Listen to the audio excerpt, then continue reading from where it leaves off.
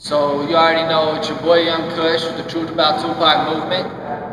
I'm here with the one and only Big Frank Alexander, who we always kicking it with. That's my homie right there, you know. But we got a special guest with us today, Mr. John Potash.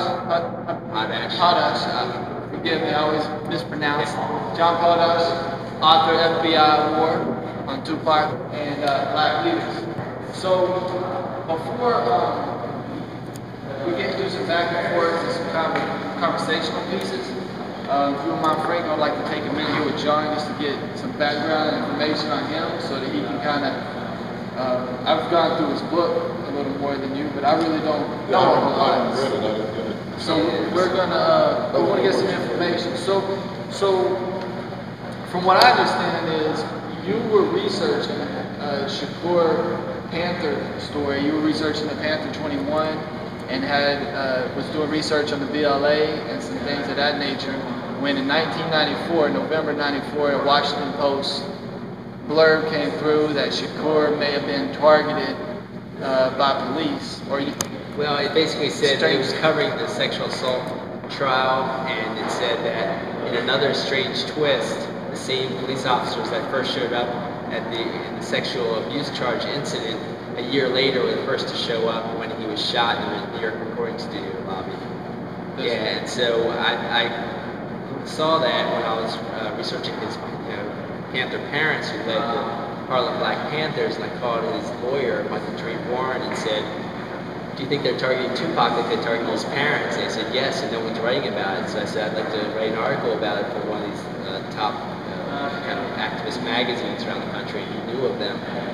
So he said, "That's great, and let me tell you what's going on." And so I interviewed him for about an hour or two, and he did think, of course, that the police were targeting Tupac like they did his parents. And so we went over it all, and then I couldn't get the article published in any of these national magazines. I could only get it published in a local magazine that there could be a new COINTELPRO, FBI counterintelligence program targeting Tupac like they targeted his parents. And then finally, of course, in 1998 or 9, they actually published it in 99. They published the full article, or a longer version of the article with 50 endnotes in a magazine called Covert Action Quarterly, which was started by a CIA whistleblower named Phil Agee. And so that won a lot of Project Censored awards. So when I published that, that's when people like his business manager, Watani Tyehimba, who was a security director for the New African People's Organization, and a former LA Black Panther, said, "You got to turn this into a book. You get to get the story out there, else the story's not going to get out there." Saying that, alluding to Orlando Anderson being the Lee Harvey Oswald of this situation. So that's what I thought I heard her say. So you mentioned Watani. Michael Tarif Warren. I want to go more into some of the different people that knew Tupac or Tupac's attorneys that you have talked to. But before that, I still want to get a little more background info on you. Sure. You mentioned a little bit about your grandfather, but could you just give us a little background on why you as a person began researching, how you became an activist in general, how you got into the BLA and the Panthers and all that sort of stuff? What got you to that point? My grandfather was a Marxist lawyer. He defended, he worked for the NAACP for free all his life while he was doing, of course, had his career, but he did free work constantly for them. And then he also defended the Black Panthers at one point, though he just didn't talk about it much. And he got some, my aunt told me he got some Black Panthers off in New York, but apparently it wasn't, a Faney's group. So there was actually different versions of the Black Panthers, but that's a little too long to describe. Nonetheless, so I just had a little background that way, but then I just was involved in social activism in different ways while I was doing drug and alcohol counseling when I came out of college. And so it was about 1990 or 91 when I had a client, we call him, this addict, who said my father was a Black Panther killed by the police. And so I used him as a character in a novel I was writing about drugs in society, and basically the use of drugs to sedate, divide, and oppress the masses. I'll just say in a nutshell, but just drugs in society, And so that character got me researching the Shakurs and the Panthers, and that's how I came to this. Okay. And when you were working on that novel, and you saw the Washington Post article about Tupac Shakur being shot. Prior to that point, were you familiar with Tupac Shakur, the rapper? Did you know about Afeni's son and him being a rapper and all that? Just barely knew of him. I like Public Enemy. I like Tribe Called Quest. I like different groups like that. BDP, Lead Down Productions, some other groups like that.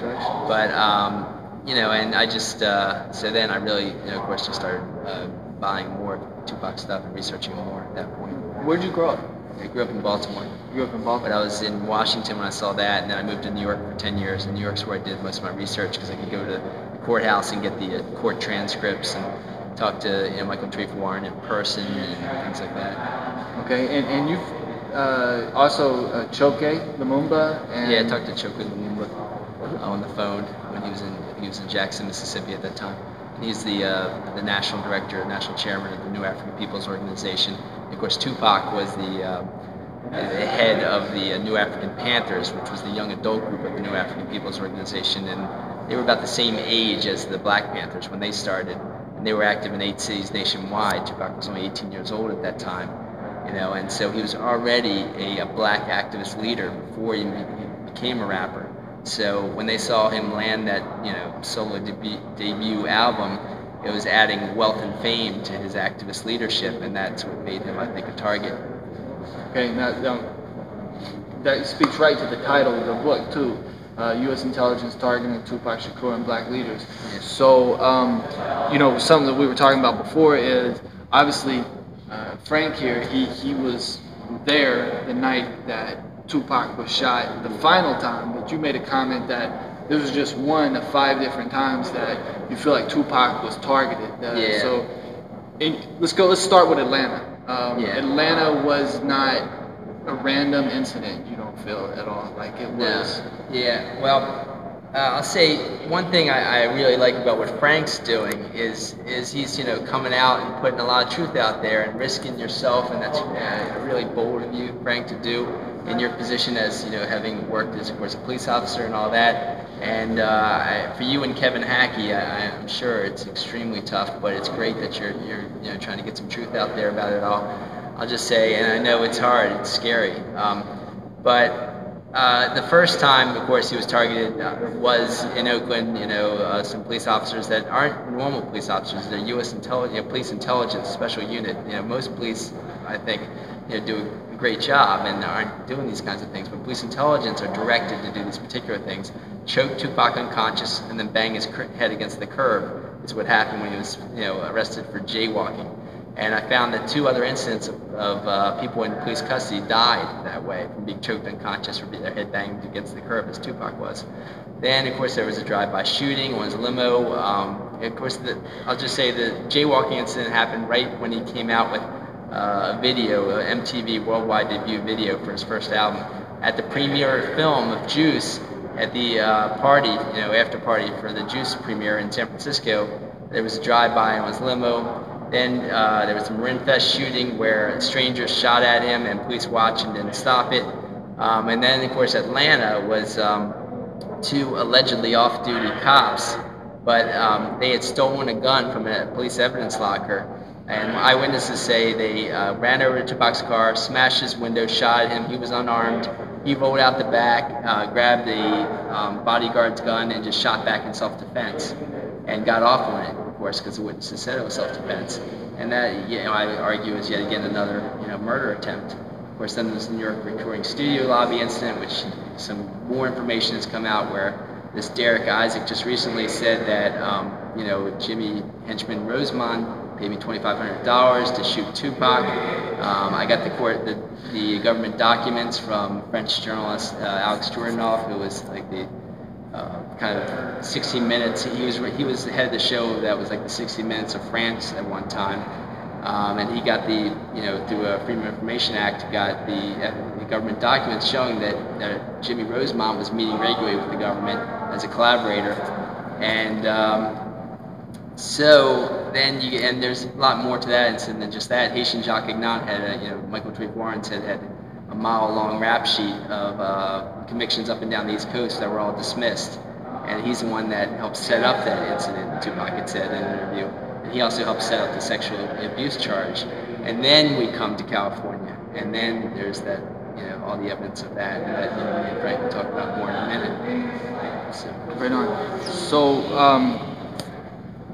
can you just maybe run down like a list of like a couple, like some of your primary sources that you've delved into specifically? Sure. Well, one thing I'll say also that I have to get in there is that Tupac was misunderstood, and I imagine Frank could speak more to it, but a lot of people that got close to him can speak more to it. Watani Tyehimba confirmed to me that he was only pretending to be this gangster in order to appeal to gangs and politicize them. Okay, that's not who he really was. He was really an intellectual prodigy. He was a brilliant, guy who didn't belong to gangs, and so this was a political plan to do that, to politicize gangs. It was part of the gang peace truce movement between the Bloods and the Crips, as Black Panther Extended Family was helping to extend throughout California and throughout the country. It was having a lot of success to the point that the Young Lords started doing it too. Young Lords was the Puerto Rican version of the Black Panthers in the 60s. And I talked to Vincent Panama Alba, for example, who said he helped get the Latin Kings to put down their, stop drug dealing and turn into left-wing activists. So primary sources include people like Tarif Warren, Chokwe Lumumba.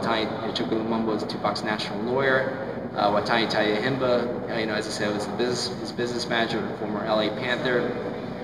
I got court documents on a number of these court cases that I cite and show in the book and in my film. The FBI War on Tupac Shakur and Black Leaders is also the title of the film based on the book. I show CIA documents I got.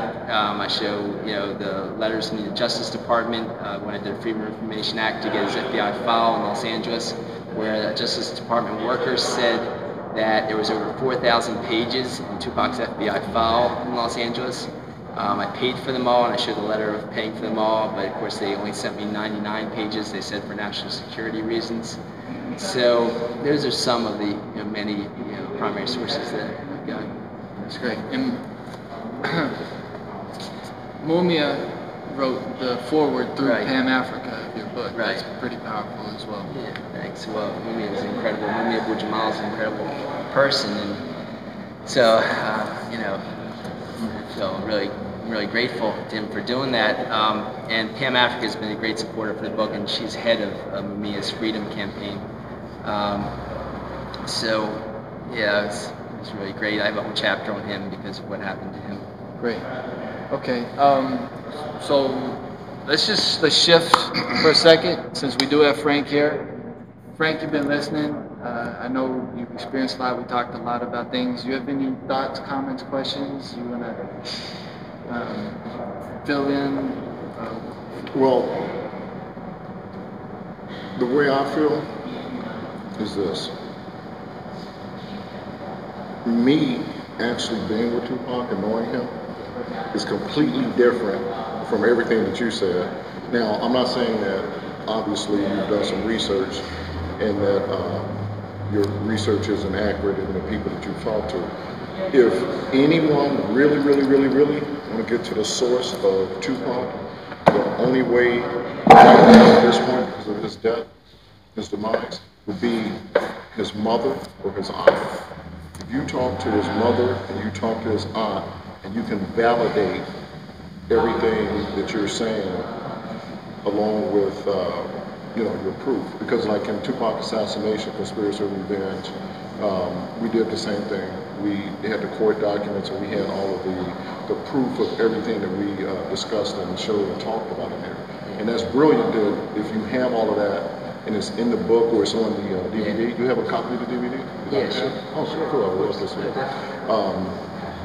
The thing about Tupac is he had so many different things in his life that occurred from the time that he was born, when he was in his mother's belly, when the police kicked in, the FBI, I guess, kicked in the door, and 30 days later she was acquitted of the charges from Black Panther. 2 years later, actually. 2 years? Well, 30 days later he was born, so she was released from jail. Yeah. 30 days after. She was pregnant while she was pregnant, exactly. Right. Yeah. So everyone knows of that, and then you have his childhood as he was growing up, and his mother's influence on him, in those precious years of him being a child. And then you have the era of her drug addiction, you know. And when the drug addiction occurred, he was 15, 16 years old. And at that time, the streets had it. So it's interesting that some of the things that you're saying that I'm hearing doesn't coincide with what I know about him on a personal side. I haven't done any of that research that you're talking about, okay? So I can't discredit it, but I cannot agree with it. What part in particular, Frank? Just about all of it. Because let me ask you a quick question. Would you agree, from knowing Tupac and from talking to Tupac, that he definitely had a mission to politicize gangs and bring truce amongst the different gang factions? Like he was saying, I don't give a fuck what you blood cuz, as long as you got love for thugs, right. like, you know what I'm saying? And talking about unity from black and brown, unity across the board, would you agree with that? That Pac was about black, brown, poor, white, unity, like RBG? The Tupac I knew from 1995 for that 1 year, when he got released from Rikers Island, all the way up until the day that he died, I was with him, right, in the hospital the day that he died. So the Tupac I knew and the things that I saw that was going on in his life is completely, totally opposite of everything that you know and anything that you know. So you got to understand, if you and I spend a whole year together, you're going to learn all my attributes, my habits, my personality, my persona. You're going to know everything about me, right, that he's not going to know. Okay, and then if I get killed, only you know the truth from that whole year that you was with me. And then Kathy Scott, Randall Sullivan, John, a couple other people, they come along and they write a book. And they do documentaries from some research, but also a lot of hearsay. Right? Now I'm not going to jump on you just yet about your book. I want to answer that. Okay, but wait a minute. Because here's the thing. I discredit Kathy Scott's book on Biggie and Tupac. I discredit Randall Sullivan to the hilt on his book, because his book, he pleasurized my book to even write his book about Tupac. He did, Randall Sullivan. This book here, everyone thinks that this book is Tupac himself that wrote this book. Exit Tupac, enter Makaveli. Well, not everyone. No. Thank you. Because I have emails right here from the author of this book, way before he wrote this book. I have emails from him. I know who the guy is, so I know it's not Tupac. Right. We've had that conversation. I know, but you got it stuck in your head. Okay. Let's go back to that. Yeah, let's go back to that. So I discredit a couple of books because they didn't know of Tupac. They hadn't done any research on Tupac until Tupac's death came about. And they got the information, their source of information, from Vibe magazine. Whatever magazine was writing about Tupac and had all of the articles about him, they researched the magazines. They didn't even do the research that John did. They researched the magazines. Okay. Randall Sullivan didn't even research the magazines. He went off of what Russell Poole said. Russell Poole is a motherfucking liar. Let's get into that. Period. No. Just let me finish. Period. Because what I read out of your book, and this is all I have right here, this is all inaccurate. Okay, well, very much inaccurate. The reason why it's inaccurate because you did not interview anyone concerning this. These are all footnotes and things that you referred back to from Randall Sullivan and Kathy Scott. Now, I discredit their books just now, which means I discredit this. Well, I think if you're saying you're discrediting Russell Poole, you're discrediting the lead investigator of Biggie Small's murder investigation. Well, let me tell you and why. all of his police files that he gave to Randall Sullivan. Okay, so that's just, I'm saying, and you can discredit it, and that's fine, and you may be right, but... I know I'm right. I know I'm right, because he interviewed me, and he said he recorded the interview. Right. He did not record the interview. Okay. He did not. He was taking notes. And the things that he wrote here, and then the things that he wrote in Labyrinth, was not true. But I don't know how many pages that Asher gave to you, but I heard Kevin Hackey say in the movie Biggie and Tupac, I heard him say directly, I have documents to prove that FBI and ATF were in that motorcade, watching Tupac when he was killed. Okay, or at least, that's reported. He said, there was a number of different people that were close to Tupac, like yourself, in his last year. Okay, now let me say one more thing, then, Frank. Watani Tyehimba was his political mentor since he was a young, like 4 or 5 year old child. So he knew Tupac from the age of about 5 to about 23 or 24 when he went to death row. 24, basically. So he was, well, let's just say he was with death row for 1 year. So he knew him for about 19 years. And you knew him for 1 year. Watani Tyehimba gave me many interviews, and then I had to send him my notes for him to okay everything I wrote down. And I'm not discrediting that. So that's why I say that's he's an important source. But I'm not discrediting that, because I don't know him and I've never spoke to him. So he probably had that influence on Tupac's life. But what I can discredit and what I do know is what I read. Now let's go to Kevin Hackey. Sure. First of all, Kevin Hackey is a liar. And I'm going to tell you why I say he's a liar, okay?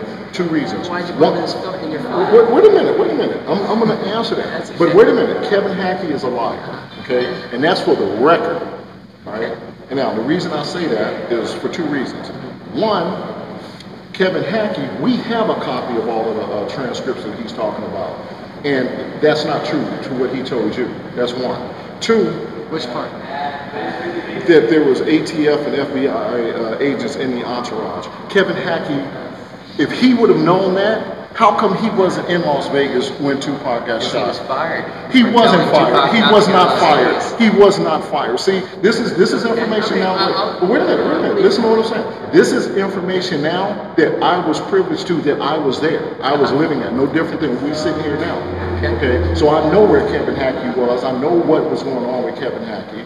Right? Not that it came from the best source of information, being from Reggie Wright, but I talked to Kevin Hackey myself the next day. So I know why Kevin wasn't there. Okay, so let's go back to this. Kevin Hackey, you're absolutely right, was in Tupac Assassination on the panel, and there was 2 LAPD officers in the audience, okay, from what this says. Where this is wrong at, what Kevin Hackey says, why he was arrested, when he got arrested, you tell me what he told you why he was arrested. For what reason he went to jail.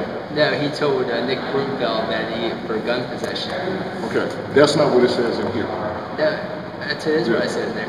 No. I know my book very well. Okay. Frank, that's okay. That's no, I'm just saying about Kevin Hackey. Frank, I'd rather But anyway, Kevin Hackey says in here, okay, that he was arrested for Frank, before you get into that, you said Reggie Wright, I thought you said that Reggie Wright Jr. played a part in Tupac's murder. I thought you said that. Is that true? Let me ask you this. Wait a minute. In the documentary, do I allude to saying that Reggie Wright or Suge Knight was responsible for their murder? There's two things going on here. Sure. In 1996, okay, the way I felt about the whole situation completely did a 360 in 2001.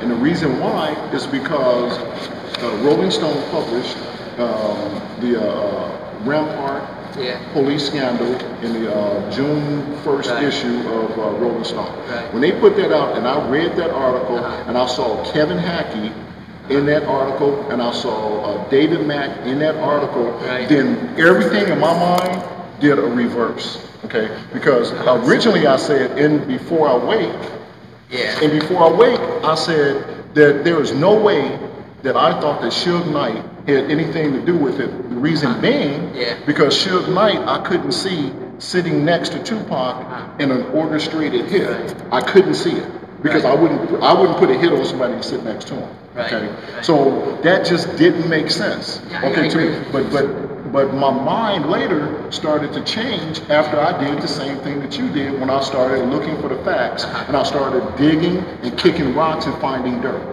I changed my mind at that point. But originally, the emotional side of me, seeing my friend get shot and then dying later, right, had a totally different opinion of how that whole scenario happened and how it went down.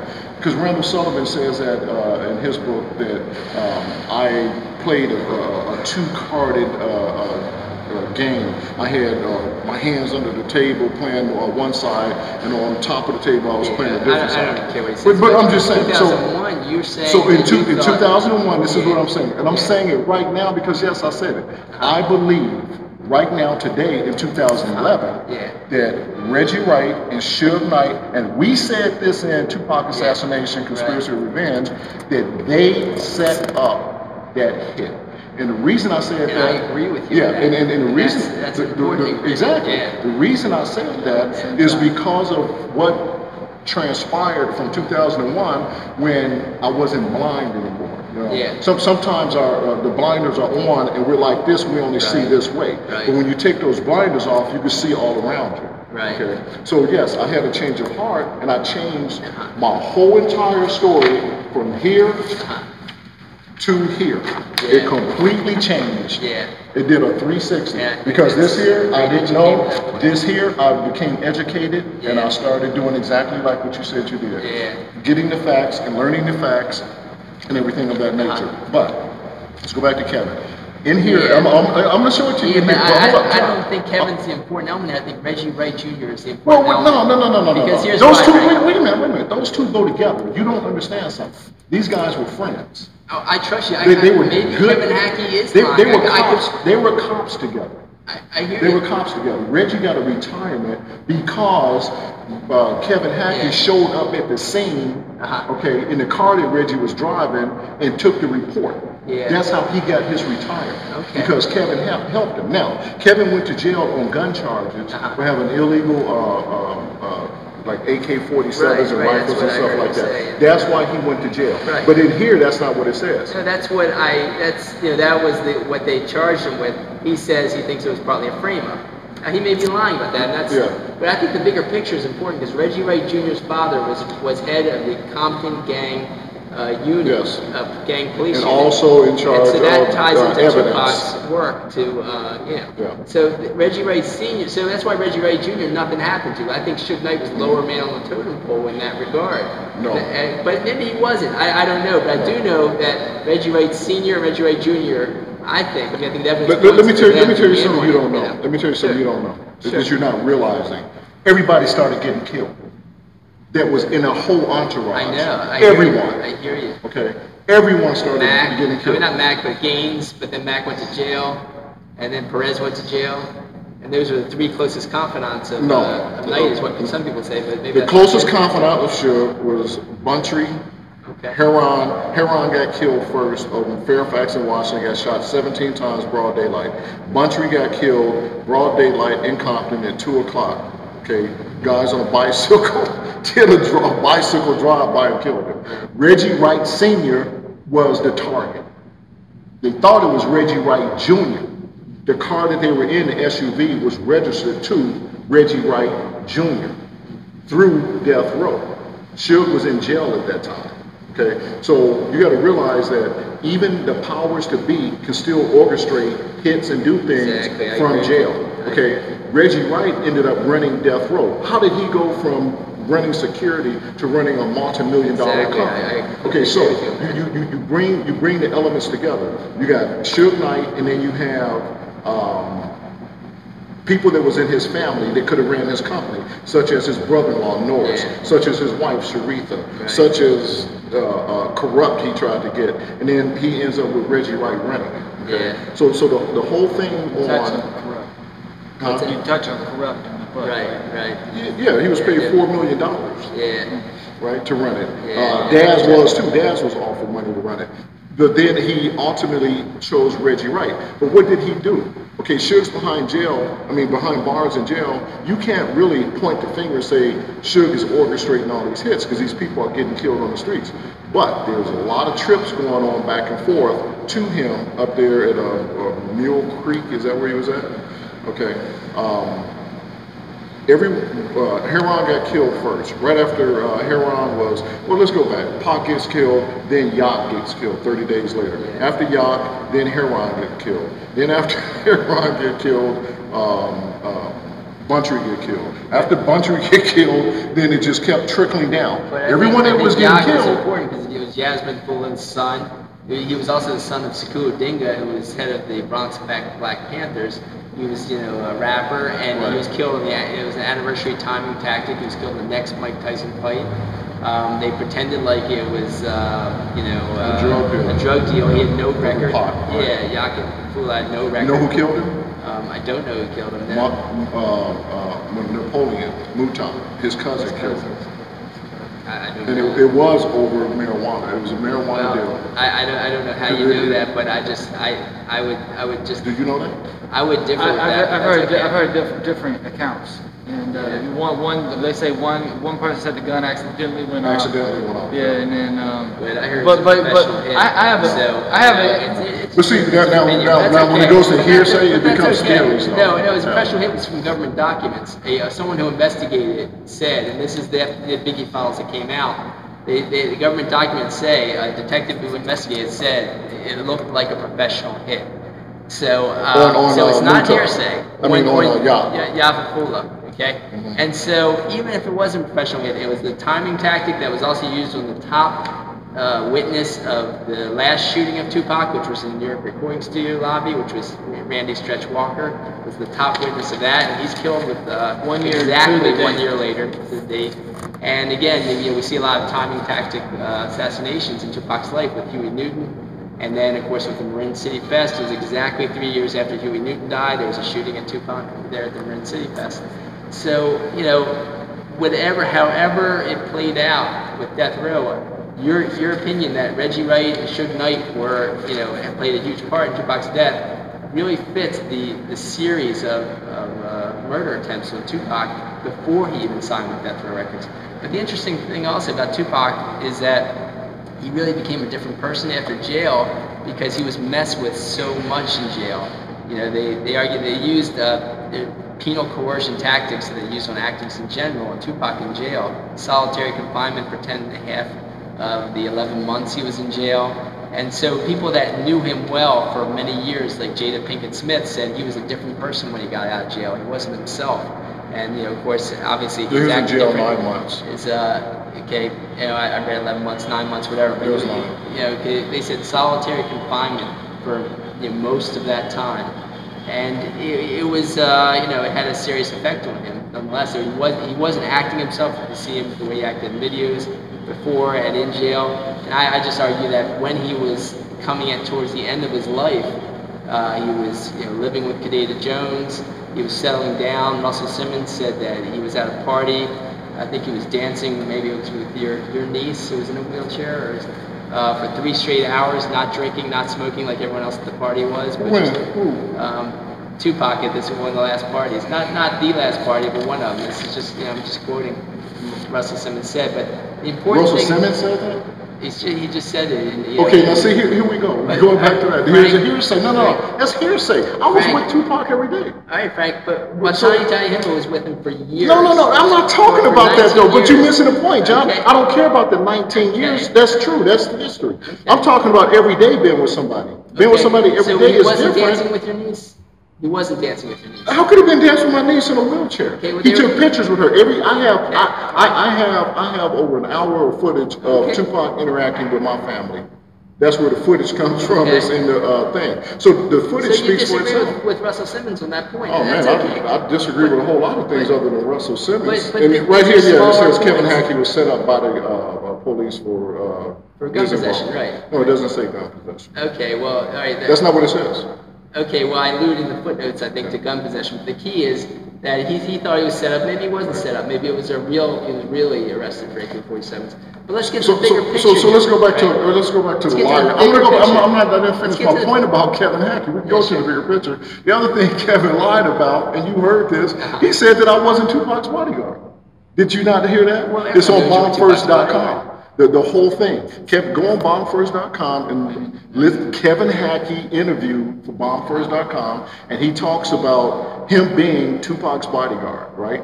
That he was Tupac's bodyguard. He says Frank Alexander was not Tupac's bodyguard. Is what he says. You can go in there and listen to it. Bombfirst.com. Did you responded in an interview? I responded to that interview. Absolutely. So you heard it. No, but I saw that you responded, so I imagine you addressed it. Yeah, I addressed the whole issue. So that's the other pathological lying part about Kevin Hackey, because there's things that just. So Kevin Hackey was working for the FBI. No, he was an informant, which is a snitch. Yeah, but no, an informant is being paid by the FBI. Exactly. That's which bottom line is you're a snitch. Okay, no. But it still makes you a snitch. You're not sworn in as an interesting point. So let's backtrack for a second. Frank, we love you, man. You know we love you. Everybody loves Big Frank Alexander. All right, so that's my homie right there. He's like a Rottweiler. You don't want to mess with him. But I want to backtrack with John Potash for a second.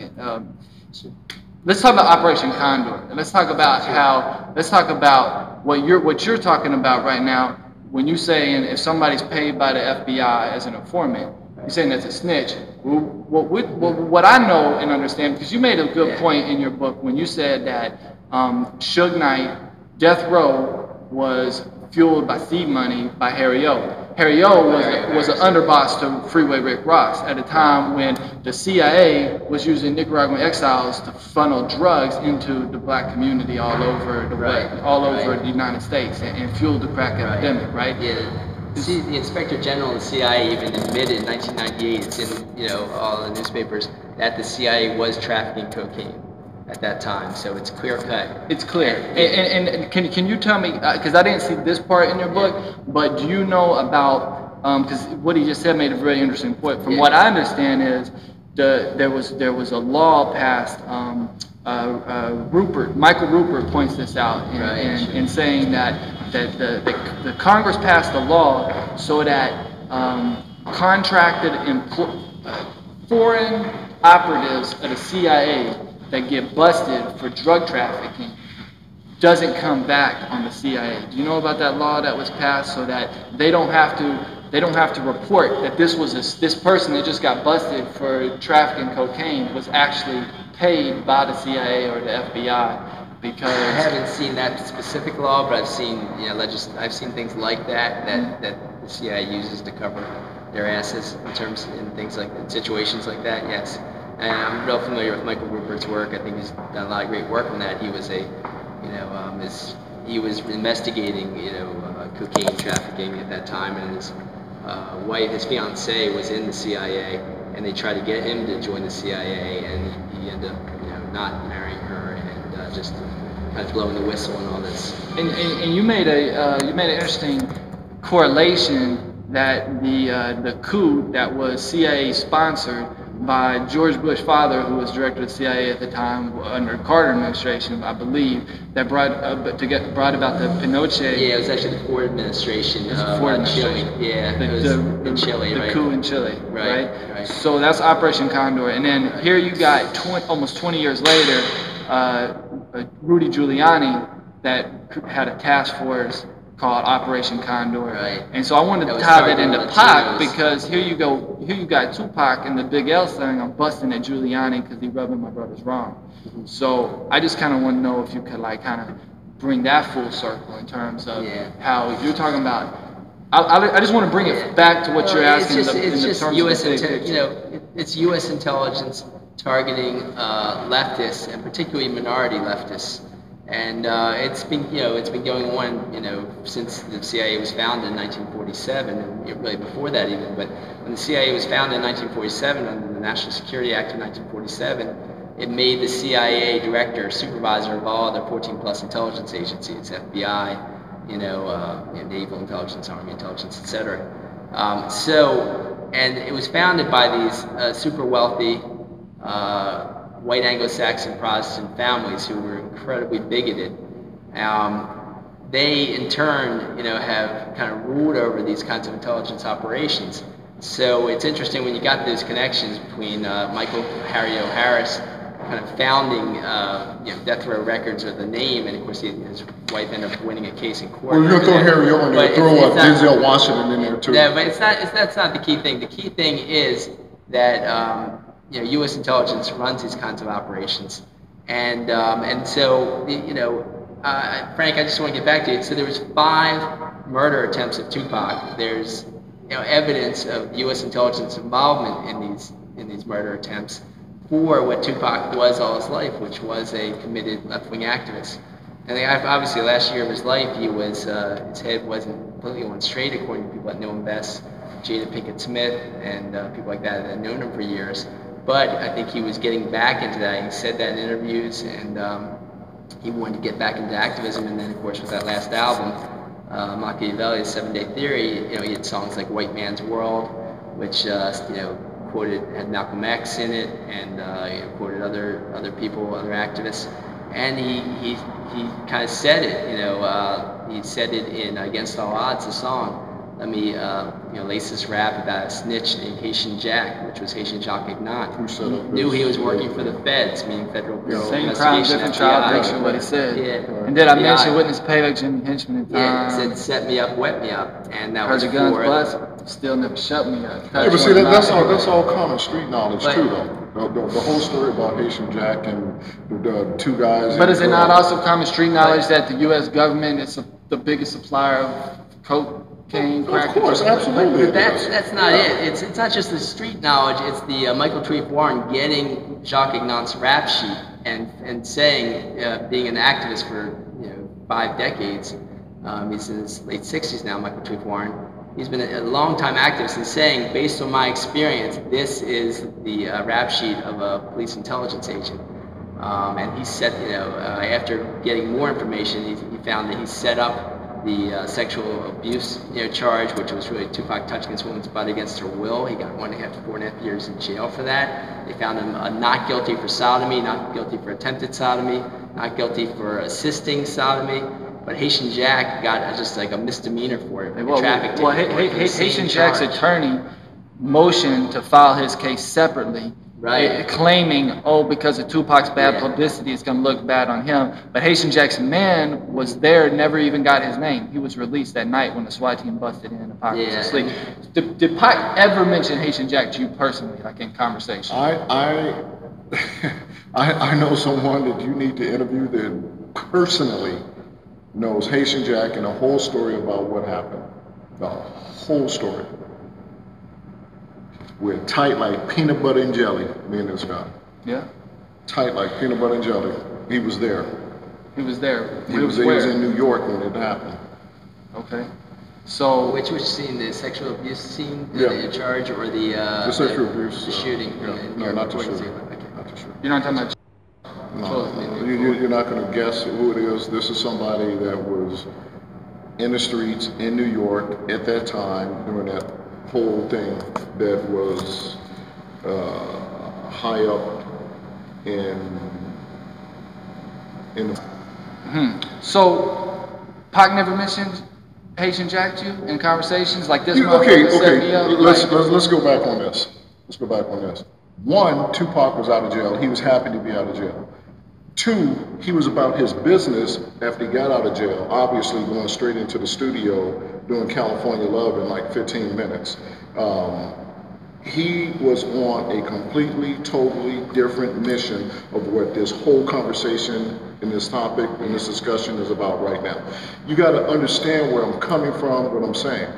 It's like you and I kicking it for a whole year together, John, getting to know one another, okay, on a personal level, a personal note, and that friendship develops, and I'm talking about we're traveling all over the world, so we're together 24/7, okay, 90% of the time, because there's 10% I wasn't with him, but 90% of the time I was with Tupac. So my relationship with him, my stories about him, the things that we were doing at that time is completely different. And I'm not, like I'm saying, I'm not trying to discredit that 19-year relationship, but I'm talking about that 1 year. I can only talk about what I know and what I experienced with the person, okay, whoever it may be, right? If somebody come to me and say, Asher is a bad guy and you shouldn't be hanging around him, he does this, he does that, he's doing these kind of things, and I'm not aware of those things and I don't know about them, I can't vouch and jump on that person's side and say, yeah, because I know him as I know him. I can vouch for him as the person that I know that I'm around, you know, on a daily basis, being his friend. I can't vouch for Tupac and about Tupac before 1995, because here's the other thing. I didn't even start listening to rap until like the Chronic, when it came out, the Chronic album. And I was training with this white guy, my training partner, and he was smoking weed and everything, so we were smoking weed together, we were training, and he would be listening to rap. And that's how I started listening to rap. In California, there was a radio station, there was an AM station called K-Day. And that's the radio station that played rap. So that's the station we were listening to, right? When Tupac went to jail in 1994, I'll never forget it. I was listening to the radio station. It was whatever station was at that time. And I heard them talking about Tupac Shakur is going away to Rikers Island. He's getting ready to be locked up. They just locked him up, and we're going to play from Me Against the World, one of his singles, which is one of the best songs off of his CD, which is called Dear Mama. And that's the first time I heard Tupac's music on the radio that day. Every time thereafter, I saw Tupac walking in the courtroom, spitting at cameras and doing all of those kind of things. That's why I didn't originally want to bodyguard him. I never volunteered to bodyguard him. I said, no, I'm the one that started the rotating schedule on him, okay? It was my idea. So he chose me as his bodyguard after going through all of these rotating bodyguards because of how he and I connected, okay? Because my first level of anything is I grew up in the streets. I know the streets. And he probably picked up on that. He had a sense of that. My demeanor and the way I handled things, my business with him, stopping him from getting into fights, throwing him out of fights when he got into them, doing the fighting for him. It was the kind of things I was doing as his bodyguard. So me using my common sense and pushing him out so he wouldn't catch another case and things like that, that was my job. Now, the closeness and us becoming friends, that just happened to happen. Okay, but I was doing a job, so I can only talk about Tupac based off of the year I was with him and the political stuff about him. We never had one conversation, not one. Did we talk about anything about his political side or anything about him? I knew about his mom, obviously, being a Black Panther. I grew up obviously in the '60s, and I knew about the Black Panthers. They were in Chicago. Yasmin Fool was married to school with England.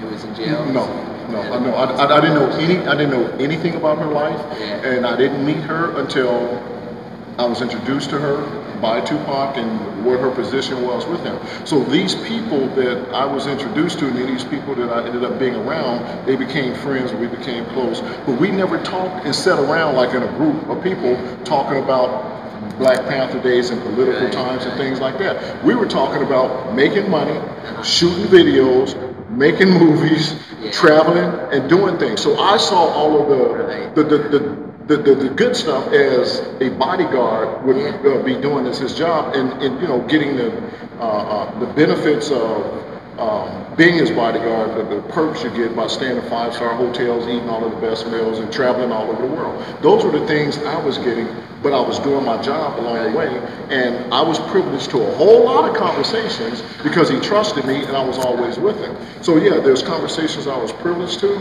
but they're not the conversations that we're sitting here talking about. Okay. Now, the thing about the rape and all of that, I knew about that. Yeah, and the Haitian Jack thing, I know about all of that. And my boy that could tell that story and tell you word for word what happened, we were in New York when he told me the whole story at 2007 when we were doing the press screening in New York. We did the press screening in New York before we did the one in LA. Right? So that's when I found out the whole story about the Haitian Jack thing. I never knew about Haitian Jack until that whole thing came up and how it was set up. But I knew Tupac was set up in that because he talked about it. Yes, he did talk about that. I know some personal things that you guys will never know, stuff that I didn't even write about. I know personal stuff. And that's the privilege of being with someone, getting to know someone, and having conversations with someone over that course of that year that I was blessed to have been with him. Okay, because I didn't ask to be his bodyguard, you know. So the things I know and some of the things I share, intimate things and personal things, I will never talk about. But Frank, let me ask you, it said, you know, it stated a number of places that he fired Dave Kenner, and he wrote a letter up to that, and his aunt speaks to that. I have the letter. I have the letter. And about 9 days later, he was killed, you know, and so that just speaks more to Dave Kenner being in on what's going on with Reggie Wright Jr. in terms of setting up his murder. And you know, Dave Kenner also introduced Harry O to Suge. Right. But see, when you talk about Harry, was the real. Yeah, why did you make that comment about Denzel Washington? Because he was part of that whole thing before he ever became an actor. You don't know about that? Him and Harry O's relationship? It's not. It's either here or there. Yeah. I just don't think it's that. Yeah. Sorry to say that. But he was a whole part of Harry O.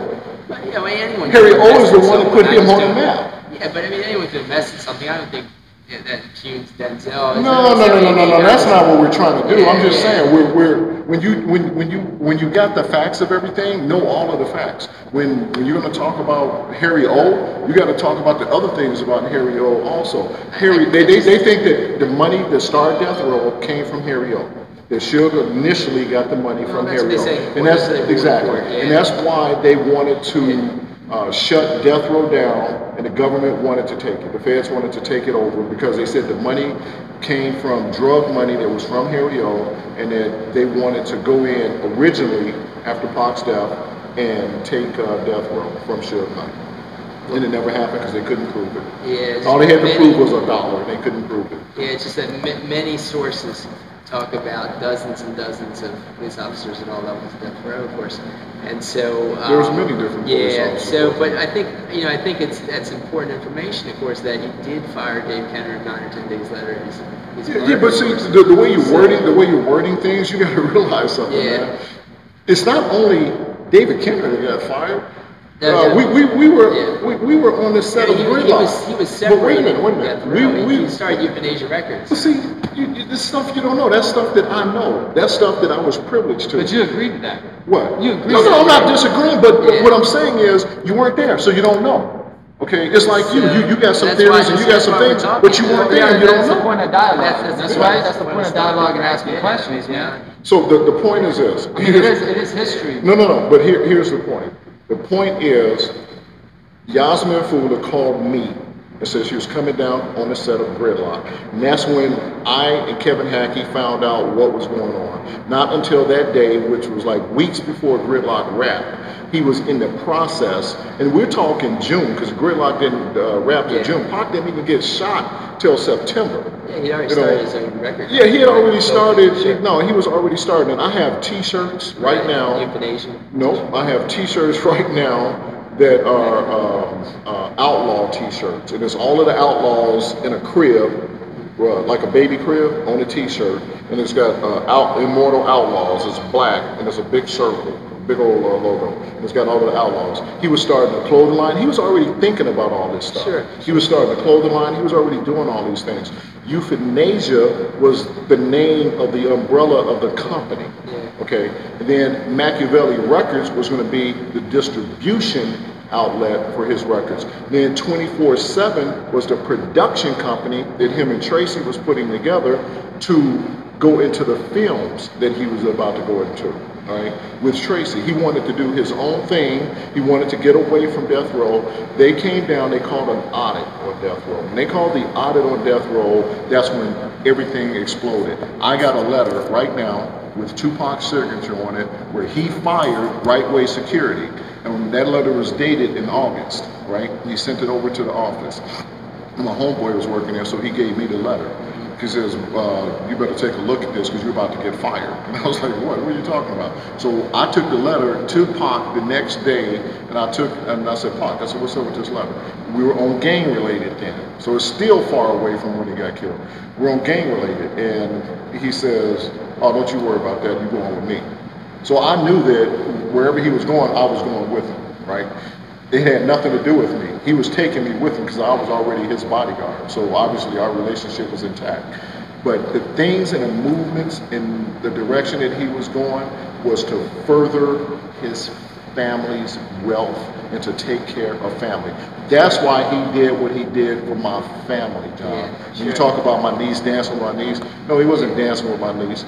He was singing. He put my niece in a booth on a track. And then they were interacting in the studio and stuff like that. Pac sat in the chair the whole time behind the engineer board until he got up and actually started rapping. Some of his family was taken care of. There's, I've got a picture like Jamal Joseph is, was with a close friend of his mother, Watani Shakur. She's part of the Black Panther 21, New York Black Panther 21. He wrote the legacy book. He wrote the legacy book. Yeah, he includes a letter in there. From Euthanasia, Records, or that label, that umbrella group that you talked about, and said this much money to Geronimo Pratt, I think it was, this much money to Mutulu Shakur, this much money to Marin Shakur. So he was still sending money to his Black Panther family. Absolutely. Geronimo Pratt was Do you have his any personal godfather. conversations with Geronimo? I didn't get to talk to him personally, no. But he was sending money to Mutulu, who was, of course, in prison, revolutionary, and so he was still funding, some of these excellent Black Panther activists. Activists. Yeah, leftist activists. Let me ask you a question, man, because this makes sense. So Mike Larry Dyson, and holler if you hear me, he makes a comment. He interviewed Afeni, and Afeni made the comment that she said that her growing up in a hardcore like Marxist upbringing. She didn't know how to make peace with capitalism, how to make peace with money, and that Tupac taught her how to make peace with money and how to basically take capitalism and work it towards exactly what you're saying, sending money to Mutulu, sending money to Geronimo. What verifies what Frank's saying. He was all about let's make these movies, let's make these albums, let's get this clothing line popping, let's make this money, and it's like So I mean, y'all are both like basically saying the same things. Only you are obviously the primary source, and it's understandable. It's understandable you have passion for your experience. Yeah. You came all the way out here from the East Coast. I'm with Frank all the time, and I know your time's short because you got an interview tomorrow with Murray Baraka's daughter. Yeah. That's a great thing, and you're gonna be at the bookstore tomorrow. Yeah, that's the one. Books. What's showing part of the film and you wanting to wrap up and summarize everything. Sure. Is there anything that specifically we haven't covered that you would like to bring out that maybe that your book addresses, or that you feel like is a really key factor in understanding Tupac's mission, or understanding why the U.S. intelligence targeted Tupac, or like? Well, my book is titled FBI War on Tupac Shakur and Black Leaders, and the subtitle is U.S. Intelligence's Murderous Targeting of Tupac, MLK, Malcolm, Panthers, Hendrix, Marley, rappers, and linked ethnic leftists. And I say that because the importance of the way they targeted Tupac and all the good that Tupac was trying to do for blacks in general, but society, I'd say society in general, went against what I thought was the malicious intent of U.S. intelligence and the super rich, elites that targeted him. And so I think it's important to look at the legacy and how the same targeting tactics and personnel that were used against some of the top black and other ethnic leftists before Tupac, during his lifetime, and then afterwards is important to look at, and I show that how that happened in my book, and I show how that sadly enough has continued after Tupac's death with other political rappers, to the point that there's been articles in the paper that New York and LA had hip-hop units, rap units that were training police units around the country to target rappers. And not just target them for arrest, but actually, there's been murders after that training started, and so I've got evidence of how that's continued, sadly enough, and so I hope to stop it by getting the information out there. I hope to contribute, at least contribute to stopping it. I'd like to throw something that I came upon. I want to run it by you, see if you've ever seen it before, and maybe I don't know if I've mentioned this to you, and see what you thought about it. But this is something that Randall Sullivan does bring up in his book. The night that Yak was killed was also a Tyson fight. It was the Tyson Holyfield fight, right? So it was Bruce Seldon on September the 7th, and then there's a story in Labyrinth that Steven Seagal came to the Mike Tyson fight, Tyson Holyfield fight, and he had his gun on him because obviously he's a deputy sheriff in his home of Louisiana. He's an appointed, What's that mean? He's appointed? Yeah, he's not really one. It's like a parish. It's like, because it's a parish or something like that. It's Louisiana or something like that. Yeah. He's some sort of law. He works somehow with the law enforcement. So he had his gun. That's because of the show that he was doing down there, the TV show. Okay. Which is way later. But this is in '96. Steven Seagal went to the Holyfield Tyson fight. He had a gun on him. Derek Parker, who was running the hip hop task force, okay? Actually, I'm sorry. This is Derek Parker, is my source of this. The hip hop cop, notorious COP. Right. Okay, Derek Parker was running the hip hop task force. They flew him out to Vegas to monitor security at the Tyson Holyfield fight. Because after what happened in Vegas in September, they had super tight security the following fight at Tyson Holyfield because of what happened in the previous fight with Pac. So he's there monitoring security, and he gets a call that Steven Seagal is raising hell because they won't let him take his gun into the fight. So he goes down and starts conversating with Steven Seagal. He works out a deal. He says, I'll tell you what, let us hold your gun, enjoy the fight, we'll give it to you when you come back and you're good, okay? So Steven Seagal goes, enjoys the fight, comes back after the fight, he gets his gun from Derek Parker, the hip hop cop, and then he goes on his way. That's the end of that story. It's interesting that Randall Sullivan of Labyrinth knows that Steven Seagal's choreographer was eyewitness testimony for Suge's parole violation by claiming Suge was never assisting in the beatdown of Orlando Anderson, but really was trying. No, this is true. This is true. All the footage. Steven Seagal's That's how he went to jail because he violated his probation. According to Steven Seagal's choreographer and training. But think about what you're saying. No. Hey, look, I'm going to bring it full circle because I'm on that Truth About Tupac mission, right? He says that Suge was really trying to get people off him with him kicking, with the camera showing him kicking. According to Steven Seagal's man. So all I'm saying is, why was Steven Seagal brought up, and why is he such a key factor at the Holyfield Tyson fight? Why was his man eyewitness testimony for Suge? And then why does Tupac reference Hard to Kill in 2 different songs? And in Hard to Kill, Steven Seagal's in a coma for 7 years. They think he's dead, and then he returns. Oh, man, come on, man, you're reaching. You are reaching, brother. I think the important thing that sparked in my mind that I want to ask Frank about is, okay, his probation's violated for a kick of this guy. When we had beaten a security guard at Prince's Grand Slam Club to the point that he was hospitalized, and his probation wasn't violated for that.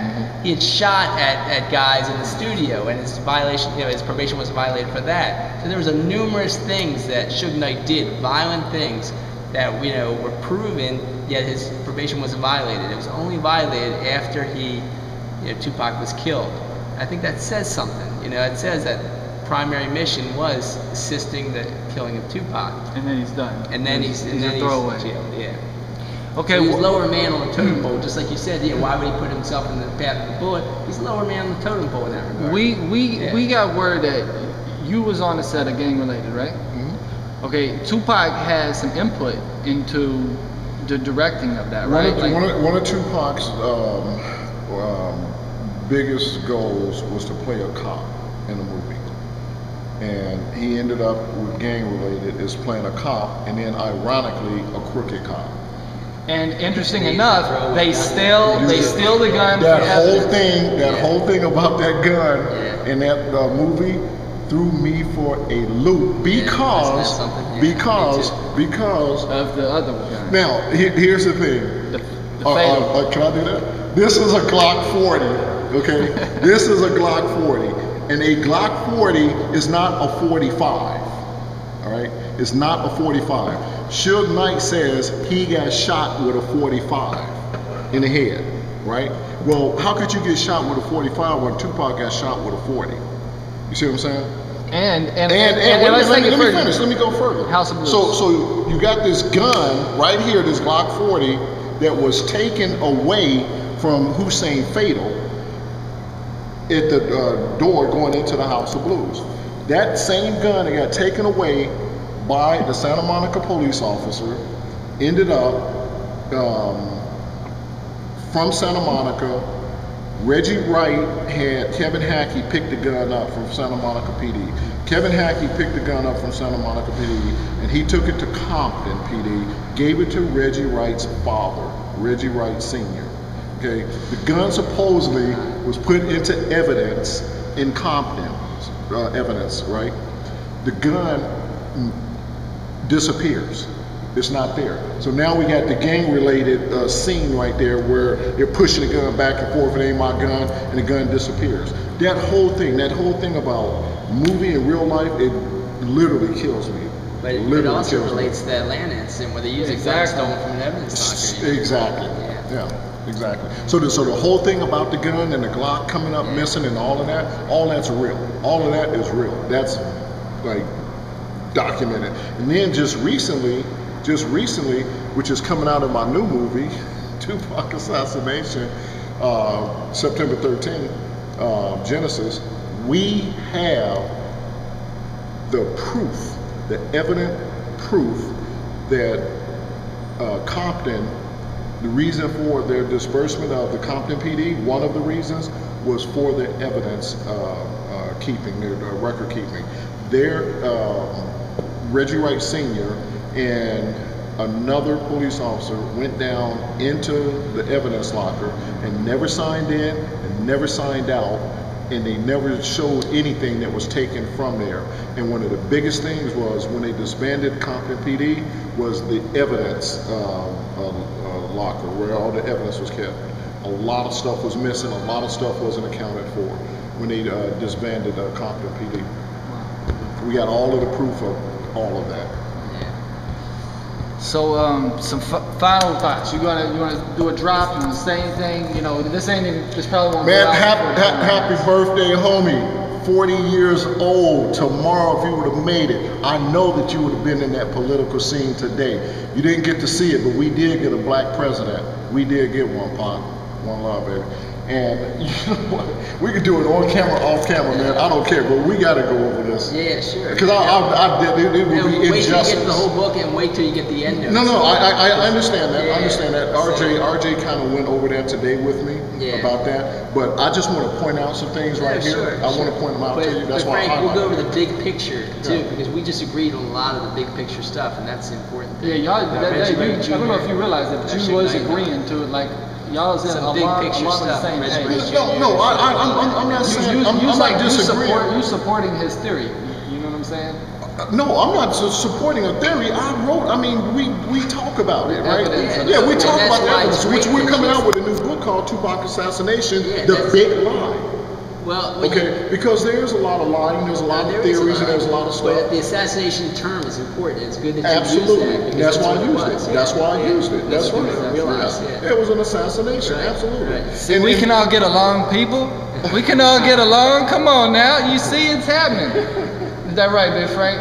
No doubt, no doubt, no doubt. John, you got any last words? And then we can still keep it rolling, but I just know that... Nothing special except for, you know, I hope people keep investigating this case, but the cases of all political rappers that are targeted, you know, ways, and look for evidence of ways that, you know, political rappers and other political activists are targeted, because it continues. And you know, as I say, my book goes up into about 2007 when I put it out in perfect bound, you know, form. But actually, the newest form of the book has, you know, a confession from the person that show all the evidence that you know, killed Jimi Hendrix, and a confession of the guys that first shot Bob Marley before he actually, you know, died, and shot his wife Rita Marley. And those, of course, people are linked to U.S. and British intelligence.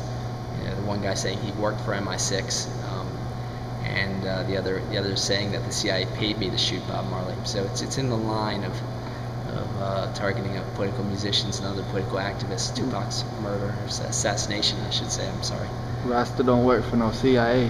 Right. I heard that, man. Bob Marley, that's a whole... Man, but we gotta whip a whole other thing chapter. Is that you brought up Chronic, and that's important because I'm sad to say that I think that Tupac was partly also used in order to push the idea that smoking weed is fine, just in the same way that you know, Dr. Dre wrote the song "Express Yourself," saying, you know, don't smoke weed, it makes you stupid. And then when he goes with Death Row Records, he changes up completely and writes Chronic, just totally promoting weed. I think that, you know, for people that don't have addictions, weed could be, you know, may not be too bad, that's fine. But if you have an addiction, you know, weed can really mess up your life. And so I'm hoping people can watch out for that and don't keep smoking weed and mess up, you know, and hurt them from reaching their goals the way Tupac.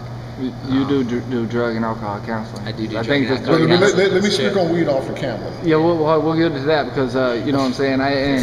But that brings us back to Bob Marley. You know what I'm saying. We'll take it further. Keep up the good work. Truthabouttupac.com.